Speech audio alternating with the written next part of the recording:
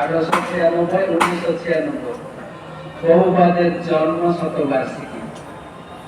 প্রভুপাদ সারা বিশ্বকে যা দিয়ে গেছেন, আমরা প্রভুপাদের কাছে যা পেয়েছি, লোকনাথ মহারাজ বলছেন,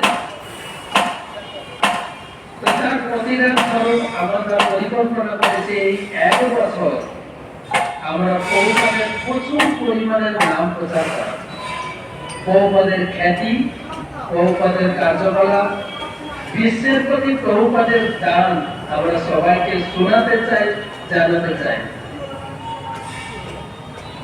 প্রভুপাদ আপনার মহিমা প্রচার করেছেন, আপনার দায়িত্ব প্রভুপাদের মহিমা প্রচার করা।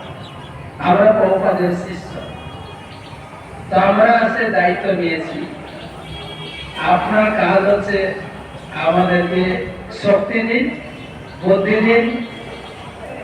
আর এটা মহাপ্রভু চেয়েছেন ভগবানের কাছে, ন ধনম ন জনম ন সুন্দরী, কিন্তু আমি আপনার কাছে চাইছি ধনম দেই জনম দেই।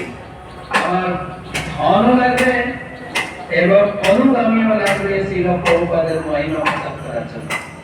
ন ভূত ন ভবিষ্যতি, এই বছর আমরা প্রভুপাদের মহিমা এত প্রচার করব, অতীতে হয়নি, আর 96 সালের পরেও এত পরিমাণে প্রচার সম্ভব হবে না।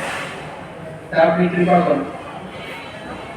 তো তার কয়েকদিন পরে গুরু মহারাজ, গুরু মহারাজ, তিনি আমরা সংকীর্তন ভক্তরা ওনাকে ইনভাইট করেছিল আমাদের সংকীর্তন আসার জন্য।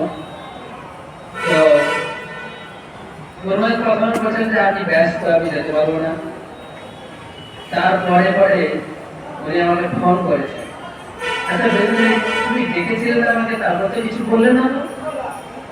গুরু মহারাজ আপনি কৃপা করে আসুন, আমরা সবাই অপেক্ষা করছি।